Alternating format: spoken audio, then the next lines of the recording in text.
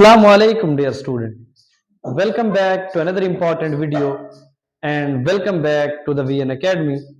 Dear student, जैसा कि आप लोग जानते हैं हम फर्स्ट ईयर बायोलॉजी का चैप्टर नंबर 4 डिस्कस कर रहे हैं। सेल क्या होता है? Cell is the structural and the functional unit of life. किसी भी ऑर्गेनिज्म का, किसी भी जानदार का बुनियादी यूनिट होता है। आज का हमारे पास जो टॉपिक ऑफ डिस्कशन है वो सेल का ऑर्गेनेली है, राइबोसोम। राइबोसोम्स के बारे में आज हमने डिस्कशन करनी है। तो सबसे पहले हमने राइबोसोम्स के मीनिंग को समझना है कि राइबोसोम्स का मीनिंग क्या है। ये असल में ये जो वर्ड है राइबो क्या होता है और सोम क्या होता है। बच्चे, जब हम राइबोसोम्स की बात करते हैं ये टू वर्ड्स का कॉम्बिनेशन है। The first one is ribo and the second one is Soma. ठीक है, राइबो जो होता है बेटा ये एक, इसे राइबोज भी कह सकते हैं हम, या इसको हम पेंटोज शुगर भी कह सकते हैं। यानी कि पेंटोज शुगर मतलब 5 कार्बन वाली शुगर भी कह सकते हैं, ये राइबो कहलाता है। इसके अलावा सोमा जो होता है बच्चे वो बॉडी कहलाता है किसी भी ऑर्गेनिज्म की, जानदार की। तो चलिए देखते हैं इसकी डेफिनेशन की तरफ बेटा।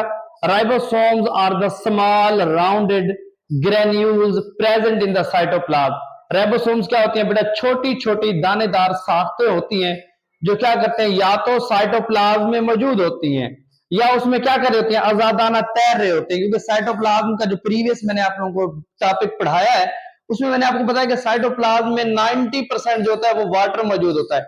इसलिए जितने भी ऑर्गेनिज्म मौजूद होते हैं या तो वो उसमें रह रहे होते हैं या आजादाना तौर पर तैर रहे होते हैं, या फिर क्या करते हैं surface of the rough endoplasmic reticulum, या फिर वो रफ एंडोप्लाज्मिक रेटिकुलम के साथ क्या किए होते हैं, जुड़े होते हैं आरई के साथ। क्या है बेटा? राइबोसोम्स छोटी छोटी दानेदार साख्तें हैं। ये क्या करते हैं, या तो साइटोप्लाज्म में मौजूद होती हैं या फिर किसके साथ अटैच होती हैं, रफ एंडोप्लाज्मिक रेटिकुलम के साथ अटैच होती हैं। अब बेटा जब हम इसकी डिस्कवरी पे बात करते हैं, एक साइंटिस्ट था पैलेड, ये यहां पे आना है, 1955 में इसने क्या किया, राइबोसोम्स को डिस्कवर किया और इसका जो डायमीटर था वो 20 नैनोमीटर था। अब इसकी केमिकल कंपोजिशन की बात करते हैं कि ये जो राइबोसोम्स होते हैं ये किस चीज से मिलकर बने होते हैं। बच्चे, जब हम राइबोसोम्स की केमिकल कंपोजिशन पे बात करते हैं ये दो चीज से मिलकर बने होते हैं। एक तो इनमें मौजूद होती है प्रोटीन और एक मौजूद होती है इसके अंदर राइबोसोमल आरएनए। प्रोटीन जो होती है बच्चे वो 50% मौजूद होती है और जो राइबोसोमल आरएनए है वो भी 50%। मतलब ये दोनों क्या होते हैं, इक्वल अमाउंट के अंदर उसके अंदर मौजूद होते हैं। और इनका फंक्शंस क्या होते हैं बेटा, ये प्रोटीन की सिंथेसाइज कर रहे होते हैं। चलिए यहाँ पे मैंने ना बच्चे यहाँ पे एक सेल का स्ट्रक्चर ड्रा किया हुआ है, यहीं से मैंने आपको दोबारा फिर लेके जाना है कि राइबोसोम्स करते क्या हैं। अब बेटा देखें यहाँ पे मैंने एक सेल का स्ट्रक्चर ड्रा किया है। आपको पता है सेल की जो आउटर कवरिंग होती है उसको हम सेल वॉल कहते हैं और उसके अंदर वाली जो होती है लेयर उसको हम सेल मेम्ब्रेन कहते हैं। और उसके दरमियान यहाँ पे मैंने ग्रीन कलर का जो बनाया हुआ है सेल के अंदर जो स्ट्रक्चर मौजूद होता है उसको हम न्यूक्लियस कहते हैं। ठीक है, अब क्या करना है, इसी न्यूक्लियस को मैंने यहाँ पे आके इनलार्ज कर देना है। इसी स्ट्रक्चर्स को, न्यूक्लियस को क्या करना है, उठा के मैंने इधर रख देना है। और अब मैंने बताना है कि न्यूक्लियस में क्या क्या हो रहा है। ठीक है, अब न्यूक्लियस की जो आउटर कवरिंग है इसमें बेटा अब इसको हम क्या कहते हैं, जो न्यूक्लियस जिसके अंदर बंद होता है उसको या तो हम न्यूक्लियर इनवेलप कहते हैं क्योंकि वो किसी एक इनवेलप के अंदर बंद होता है, या हम उसको न्यूक्लियर मेम्ब्रेन कहते हैं। ठीक है बेटा, ये जो न्यूक्लियर मेम्ब्रेन है इसमें खास किस्म के क्या होते हैं, छोटे छोटे सुराख मौजूद होते हैं न्यूक्लियर मेम्ब्रेन के अंदर। अब इन सुराखों को बेटा हम नाम देते हैं न्यूक्लियोपोर का। इन सुराखों को हम किस चीज का नाम देते हैं, न्यूक्लियोपोर का नाम देते हैं। और इसके अलावा बेटा एक और रीजन है जो क्या करते हैं, इसकी जो मेम्ब्रेन है उसके अलावा ये जो पूरा रीजन है जहां पे ये सब चीजें मौजूद हैं इसको हम न्यूक्लियोप्लाज्म का नाम देते हैं, जिसके अंदर जेनेटिक मटेरियल जैसे कि डीएनए मौजूद होता है। ठीक है, दूसरे ऑर्गेनाइज भी इसके अंदर मौजूद होते हैं। इसके अलावा बेटा इसमें आपने देखा एक खास किस्म का स्ट्रक्चर मौजूद है जिसको हम क्या कहते हैं, न्यूक्लियोलस कहते हैं। और इसमें क्या, न्यूक्लियोलस में क्या मौजूद होता है, प्रोटीन भी मौजूद होती है और आरएनए भी मौजूद होता है। और राइबोसोम का एक्चुअली जो काम क्या होता है वो इसी न्यूक्लियोलस में होता है जो क्या करता है, प्रोटीन की सिंथेसाइज कर रहा होता है। अब आपके सामने ये क्या है, तो जो राइबोसोम्स है उसके दो यूनिट्स हैं, एक होता है लार्जर सब यूनिट, एक होता है बच्चे स्मॉलर सब यूनिट। अब ये जो क्या होता है खास किस्म के ये जो मेम्ब्रेन बनी हुई है, न्यूक्लियर मेम्ब्रेन जिसे कहते हैं, इससे क्या करेंगे, ये यूनिट क्या हो जाएंगे, इससे निकल के साइटोप्लाज्मिक फ्लूइड में आ जाते हैं।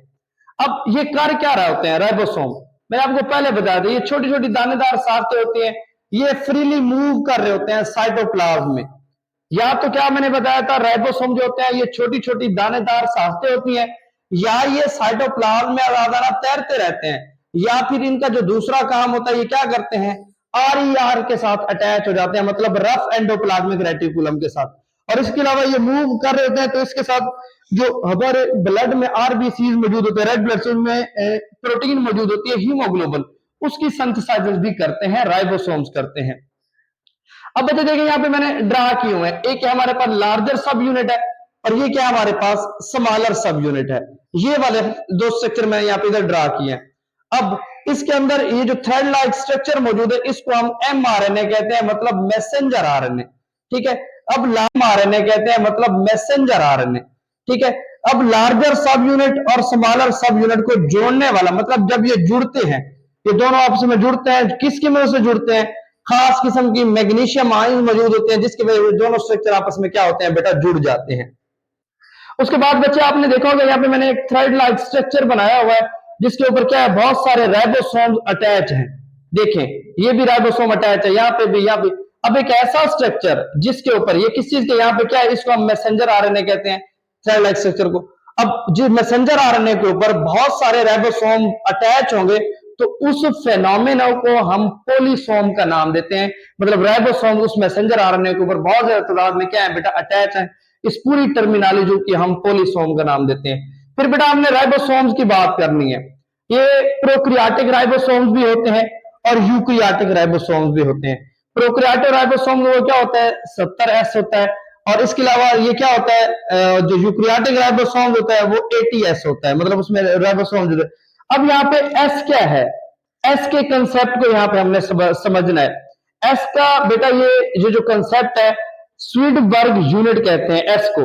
ये किस लिए यूज किया था, ये किसी भी ऑर्गेनेली की सेंट्रीफ्यूगेशन के लिए इस्तेमाल किया गया था, मतलब जो प्रीवियस लेक्चर हमने पढ़ा था सेल फ्रैक्शनेशन, उसमें मैंने आपको बताया था कि हमने एक सेंट्रीफ्यूगेशन मशीन बनाई थी, जिसमें क्या किया था, हमने सेल के डिफरेंट पार्ट्स लिए थे, उसके ऑर्गेनेलीज लिए थे, उसको हमने एक टेस्ट ट्यूब में डाला था, फिर हमने क्या किया था, एक सेंट्रीफ्यूज मशीन में रख के उसको एक खास किस्म की क्या की ग्रेविटी देकर उसको क्या किया था, सेंट्रीफ्यूज किया था, जिसमें क्या किया था, ऑर्गेनेलीज नीचे बैठ जाते हैं। अब जो प्रोक्रियाटिक राइबोसोम्स था वो क्या 70S पे क्या क्या नीचे सेडिमेंट हो गया, मतलब टेस्ट ट्यूब के नीचे बैठ गया, और जो यूक्रियाटिक था वो 80। इसके बाद बेटा जब हम बात करते हैं, ये दो टाइप्स के हैं ना, अब देखें इधर, ये लार्जर सब यूनिट है और ये स्मॉलर। अब जो लार्जर सब यूनिट है वो 50S स्वीडबर्ग यूनिट पर जाके बैठता है। अगर ये अकेले अकेले सेंट्रीफ्यूज मशीन में हमने इनको स्पिन करना हो तो ये 50S पे जाके बैठेगा, और जो स्मॉलर होगा ये 30। अगर 50 और 30 को हम काउंट करते हैं तो ये 80 होता है। यहाँ पे 70 किस तरह हो रहा है। अब बेटा तब जब हम इनको क्या करते हैं, स्पिन करते हैं, तो यहाँ का ये जो सरफेस एरिया होता है, मतलब ये जब जुड़ जाते हैं तो ये सरफेस एरिया क्या करते हैं, रिड्यूस कर लेते हैं, तो ये क्या हो जाता है 70S। मतलब इस तरह की जब कंडीशन आती है, जब ये राइबोसोम्स आपस में अटैच हो जाते हैं तो ये सरफेस एरिया कम हो जाता है, तो ये दोनों मिलकर 70S पर नीचे सेडिमेंट हो जाते हैं, नीचे बैठ जाते हैं, ठीक है। अब उसके बाद क्या है बेटा, यूक्रियाटिक राइबोसोम, ये भी सेम इस तरह, ये क्या है, लार्जर सब यूनिट है और ये क्या है, स्मॉलर सब यूनिट है।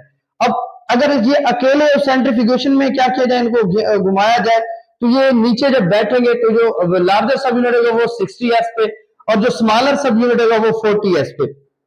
अगर बिलफर्ज हम इनको इकट्ठा कर लेते हैं तो ये सरफेस एरिया क्या करते हैं, रिड्यूस कर लेते हैं, तो ये क्या कर जाते हैं 80S पे। दोनों जब इनको इकट्ठा करेंगे, जब ये इस तरह के जुड़ जाएंगे, तो ये 80S पे नीचे सेडिमेंट हो जाएंगे, नीचे रह जाएंगे, ठीक है। अब बेटा हमने बात की है कि सेंट्रीफ्यूगेशन, अल्ट्रा सेंट्रीफ्यूगेशन का लफ्ज आया गया है, उसमें क्या होता है बेटा, इस तरह की एक फोर्स होती है, ठीक है, जो उस जिसके अंदर हम क्या करते हैं, उस जो मशीन है, इस तरह की हमारे पास मशीन बनी होती है, जो क्या है, उस मशीन को हम नाम देते हैं अल्ट्रा सेंट्रीफ्यूगेशन मशीन, जिसमें सेल्फ फ्रैक्शनेशन की जाती है, और वो क्या होती है, इलेक्ट्रिसिटी से कनेक्ट होती है। इस तरह की जो मशीन होती है, इसमें क्या होता है, ये टेस्ट ट्यूब रखी जाती हैं, और यहाँ से इलेक्ट्रिसिटी की इसको क्या की जाती है, सप्लाई दी जाती है। यहाँ पे एक नोब मौजूद होता है जो क्या करता है, इसको घुमाता है, मतलब डिफरेंट तरह की ग्रेविटी रीडिंग आ जाती है।